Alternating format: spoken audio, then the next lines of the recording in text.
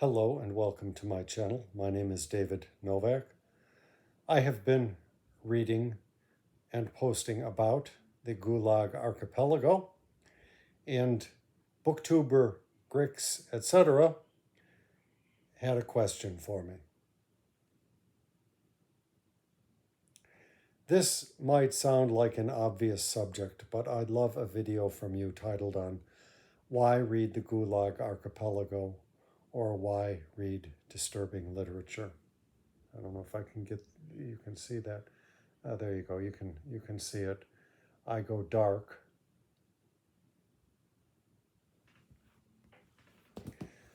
And that's a tough question, isn't it?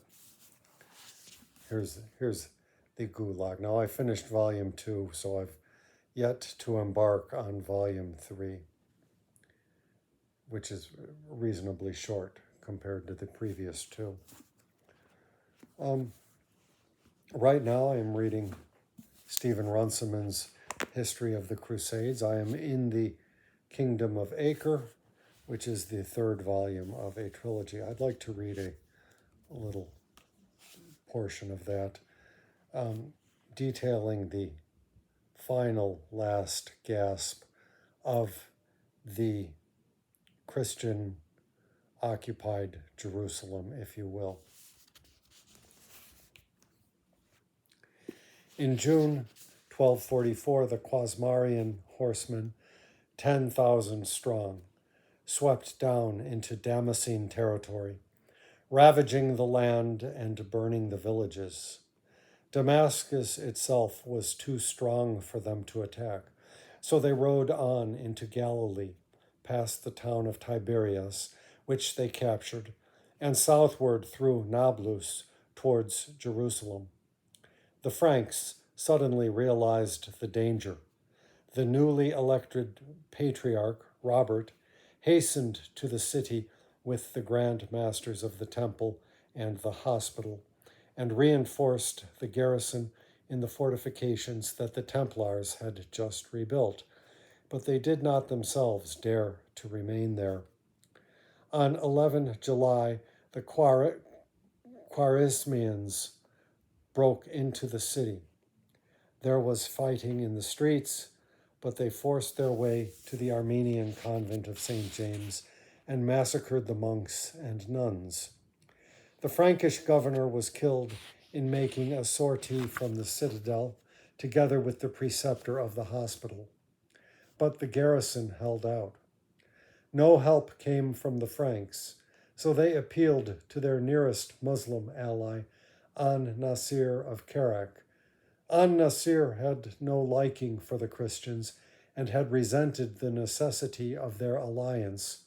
So, after sending some troops which cowed the Khwarezmians into offering the garrison a safe conduct to the coast if they would surrender the citadel, he then disassociated himself from its fate. On 23 August, some 6,000 Christian men, women, and children marched out of the city, leaving it to the Khwarezmians. As they moved along the road towards Jaffa, some of them looked back and saw Frankish flags waving on the towers. Thinking that somehow rescue had arrived, many insisted on returning towards the city, only to fall into an ambush under the walls. Some 2,000 perished. The remainder, as they journeyed down to the sea, were attacked by Arab bandits. Only 300 reached Jaffa. So that's an indirect way of answering the question, or rather evading the question. If you're thinking about reading disturbing books, there is a booktuber named Ali of Criminali, that's the name of his channel, and he has done numerous videos about reading disturbing books. I will link him, and I will link Grix, etc.'s channel in the description box below as well. Both are channels worth your checking out. I do not read books because they are disturbing per se.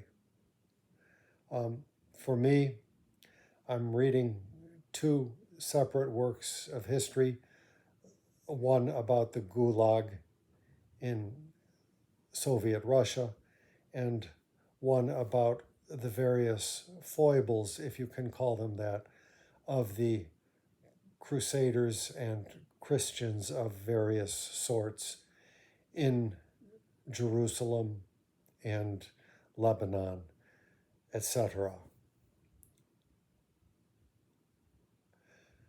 I can't say that one set of activities is more or less disturbing than another.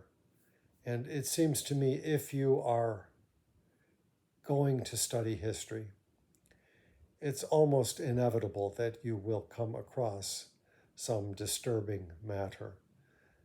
I have never picked out a book to read because I particularly wanted to be disturbed. Um, Now, why read the Gulag Archipelago? I can't say why you should read the Gulag Archipelago. I tend not to be prescriptive. I feel that you should read whatever you want to read, and I have no say in that matter.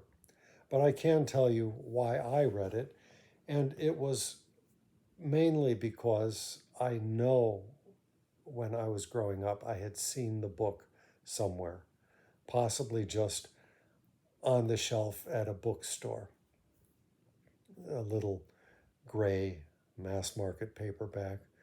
It may well have been the abridged edition, I don't know. But something told me that it was something of a cultural monument. I had heard Solzhenitsyn talked about. I didn't understand Russia or Soviets or communism, any of that. I had no clue what any of that meant.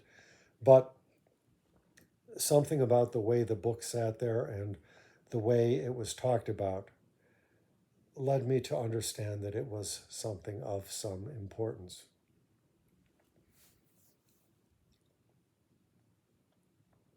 And now that I have become a reader and am gradually increasing my stamina and my ability to read more, I find that I am gravitating towards these larger monuments, mammoths as they are called in the booktube community, just because I think they're important.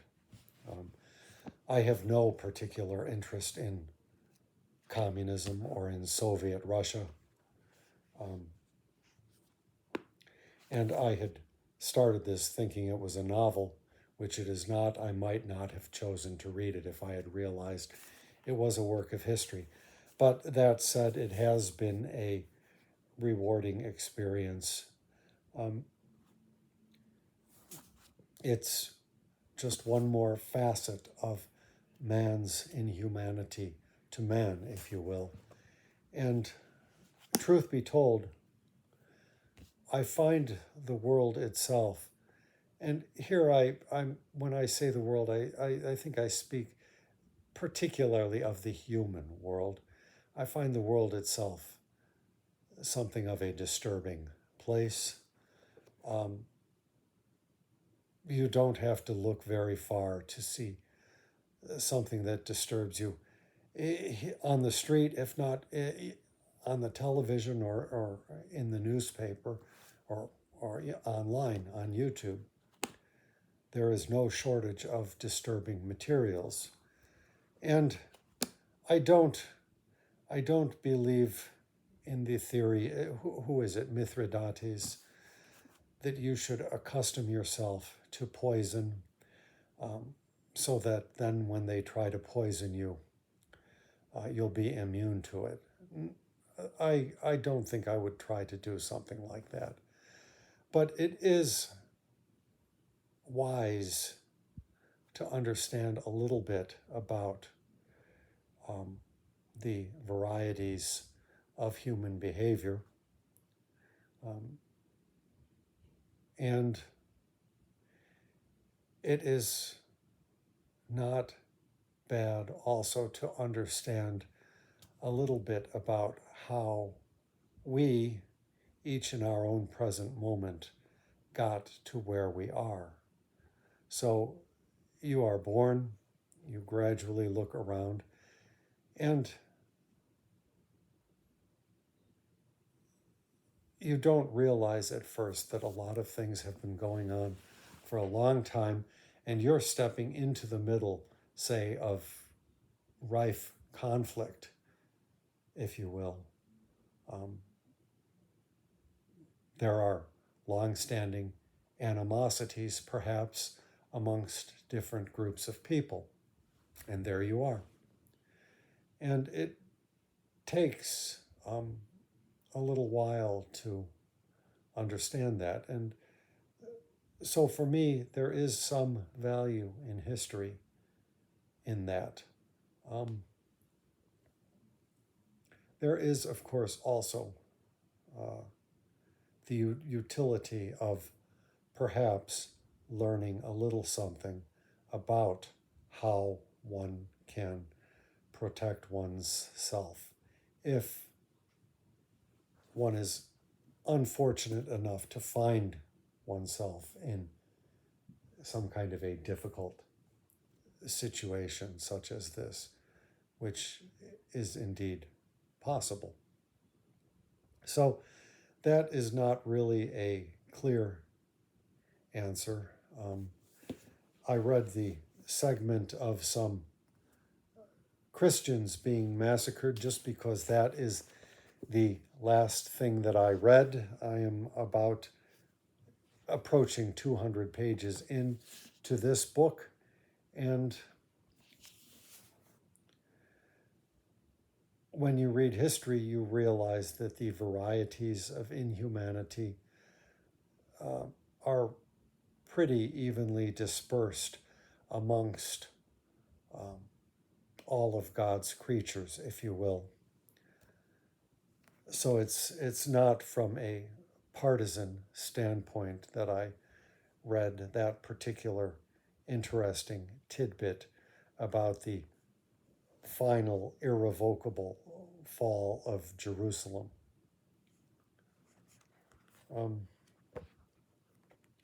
I think I will leave my talking at that. And Grix, I don't know that that was an answer or a satisfactory answer, but I felt that the question was an incredibly good question and deserved some kind of a response as best as I could do. If this provokes any further questions, anybody feel free to ask. I am by no means an expert on anything, and at best, probably all I can do is talk a little bit about my own journey. Thank you very much for stopping by my channel.